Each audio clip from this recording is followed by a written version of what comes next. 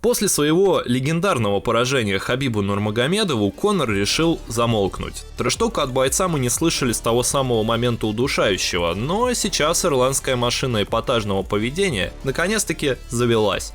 Печально известный изначально юлил и не хотел соглашаться на условия, которые выдвигал Дана Уайт, но все же поставил свою подпись под контрактом на третий бой с Дастином Порье. Долгожданная финальная часть эпопеи состоится 11 июля на T-Mobile арене в Лас-Вегасе. Схватка возглавит номерной UFC 264. И сейчас мы разберем, что подготовил для нас мейн-ивент. Ставь лайк и погнали! Как все начиналось? 28 сентября 2014 года. Молодой и перспективный Конор против не менее молодого и не менее перспективного Дастина. Обоим еще предстоит примерить пояс чемпиона UFC. Но тогда они просто были именитыми проспектами. Брюс Баффер объявляет спортсменов, Херб Дин говорит им о правилах, а бой начинается вместе с гонгом под рев трибун. И с первых же секунд ирландец начал показывать, кто в октагоне является королем. По Порье прилетали шикарные хайкики, Дастин пытался контратаковать, но психологическая война свое дело все-таки сделала.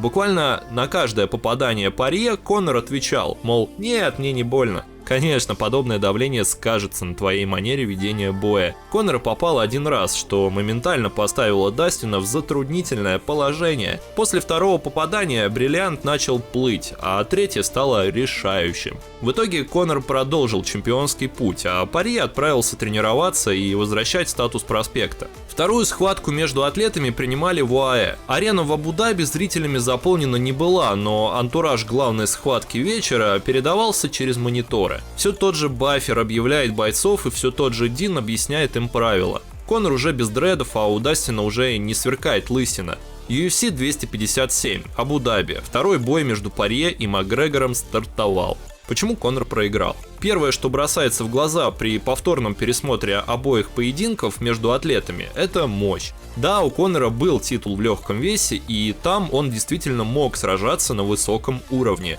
С ковбоем ирландец вообще бился как полусредний вес, но с Порье вышел в лимите легкого дивизиона. И здесь бойцы выглядели крупнее своих же копий 6 лет назад. А где больше массы, там меньше скорость, и именно в этом аспекте Конор начал проигрывать. Пропустил тейкдаун, не всегда успевал за передвижениями Порье и сменой угла атаки бриллианта. Кроме того, Порье показал заметный прогресс в ударке после перехода из полулегкого в легкий дивизион. Конор же банально остался примерно на том же уровне. Да, к арсеналу прибавились знаменитые удары плечом, которые заставили Порье почувствовать свою челюсть. Но на дистанции это сработало с вылетающим из промоушена ковбоем, а не с топовым бриллиантом. Ныне и ноги Конор выбрасывает не так часто. Если обратить внимание на количество киков за первый раунд первого боя и за 2 раунда второго, то преимущество будет за версией печально известного из полулегкого веса. Просел и держак Конора. Ирландец теперь не так часто принимает на себя удар и упал уже после первого весомого размена.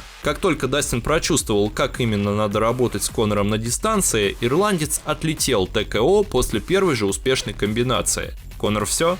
Нам нужен пояс самого богатого ублюдка. В СМИ бытует мнение, что ирландский атлет больше никогда не выступит на своем прежнем уровне. Дескать, боец зажрался, и ныне перепалки в Твиттере и продолжение виски заботят его куда больше, чем, собственно, сам спорт. Мы же думаем, что это не так. Ну сами подумайте, у тебя есть миллионы долларов, ты самый успешный боец в истории смешанных единоборств. Если у тебя нет мотивации биться, то зачем вообще тебе возвращаться в ММА? Ради того, чтобы заработать еще больше денег? Едва ли бой в UFC окупит месячную подготовку Конора. Поэтому Макгрегор в спорте явно еще не все доказал, прежде всего самому себе. Высказывания ирландцев в Твиттере ясно дают понять, что Макгрегор хочет вернуться в большую игру. Теперь это не тот добрячок, который принимал соус от Порье и братался со своим соперником. Теперь Конор старый добрый трэш-токер, способный унизить любого, в том числе и бывшего товарища.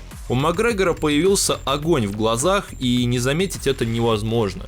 Подогревает интерес к предстоящему бою Конор и своими высказываниями. Мое плечо — это большая фишка, так что собираюсь разбить им еще парочку лиц. Я подписал соглашение о поединке сегодня утром. Я разорву этого засранца 10 июля. Макгрегор вернулся в город грехов. Будет аншлаг. Не так давно Макгрегор заявил, что меняет подход к тренировкам. Теперь он не только будет работать над набором массы, но и вернется к тренировочному плану перед первым боем с Порье. В выходные Конор будет брать только по крайней необходимости. Он буквально будет только спать, есть и тренироваться. И вы говорите, что у него нет будущего в UFC? Как бы не так.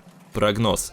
Ради чего мы здесь, собственно, собрались? Конечно же, прогноз. На сей раз мы отойдем от стандартного разбора боя, который мы уже проводили перед их прошлой встречей, и попробуем предсказать ход поединка. Как и в первом бое, спортсмены будут друг к другу присматриваться. У Порье в голове так или иначе мелькает мысль о том, что Конор все еще плох в борьбе. Это уже не тот изворотливый полулегковес. С нынешней мышечной массой он позволил легко перевести себя во втором поединке. Не будем уподобляться другим каналам и говорить, что Хабиб забрал его душу. Но уверенность Конора дагестанец несколько подбил. Как показал опыт ответного поединка между бриллиантом и ирландцем, с защитой от переводов у Макгрегора все так же плохо. И Дастин обязан этим пользоваться. Да, во второй схватке он не извлек из своего тейкдауна ничего хорошего, но контроль бьет по выносливости, а выносливость по Конору. Так что если Порье продолжит действовать по геймплану первого поединка, то мышечная масса и старый тренировочный план Макгрегора не спасут.